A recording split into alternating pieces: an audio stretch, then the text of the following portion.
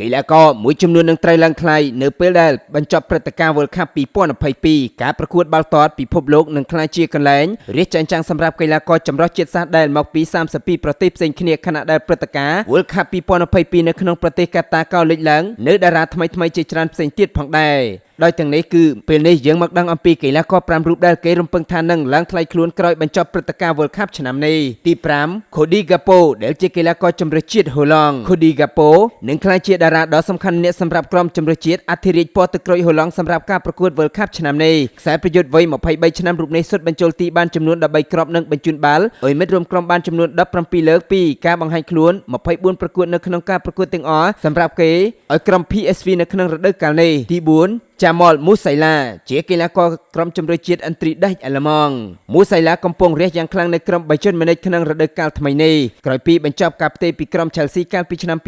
2019 Musiala ក៏រំពឹងថានឹងធ្វើបានល្អនិងលេចធ្លោជាមួយនឹងក្រុមឥន្ទ្រីដេចអាល្លឺម៉ង់នា World Cup ឆ្នាំនេះទី3 Diego Costa របស់ Portugal Costa បានទម្លាក់ Patricio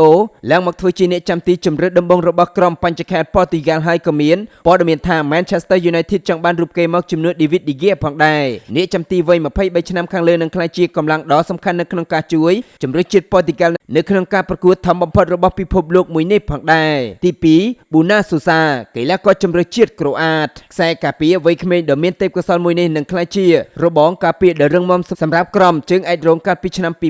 2018 Sosa នឹងក្លាយជាទីចំណាប់អារម្មណ៍សម្រាប់ក្លឹបធំៗក្រោយបញ្ចប់ព្រឹត្តិការណ៍ជើងឯកពិភពលោកនៅក្នុងឆ្នាំនេះផងដែរបន្ទាប់ពីគេបានរួមដំណើរជាមួយនឹងក្រុមអាត់ក្រូក្រូអាតនៅក្នុងព្រឹត្តិការណ៍ World Cup និងចុងក្រោយនោះគឺ Busaji កីឡាករជម្រើសជាតិបិសាចក្រហមទ្វីបអឺរ៉ុប Belgique Busaji កំពុងសុទ្ធបញ្ចូលទីផ្អើលនៅក្នុងប្រទេសទូគីជាមួយនឹងក្រុម Fenerbahce អតីតកីឡាករក្រុមតៅខី Chelsea រូបនេះនឹងក្លាយជាតំបន់ប្រយុទ្ធខ្វះមិនបានមួយសម្រាប់ក្រុមខ្លាំង Belgique នៅក្នុងព្រឹត្តិការណ៍ World Cup ឆ្នាំនេះហើយខ្សែប្រយុទ្ធរូបនេះក៏នឹងមានក្លឹបជាច្រើនចង់បានរូបគេក្រោយចប់ព្រឹត្តិការណ៍ដ៏ធំរបស់ពិភពលោកប្រសិនបើគេធ្វើបានល្អនៅក្នុងក្រុមជម្រើសជាតិ Belgique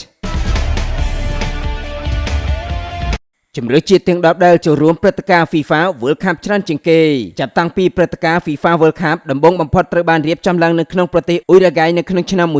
1930រហូតមកដល់ FIFA World Cup នៅក្នុងប្រទេសកាតា2022ព្រឹត្តិការណ៍បាល់ទាត់ពិភពលោកនេះត្រូវបានប្រារព្ធឡើងសរុបចំនួន22លើកទៅហើយពលគឺនៅក្នុងចន្លោះ4ឆ្នាំដងដោយឡែកលើកលែងតែឆ្នាំ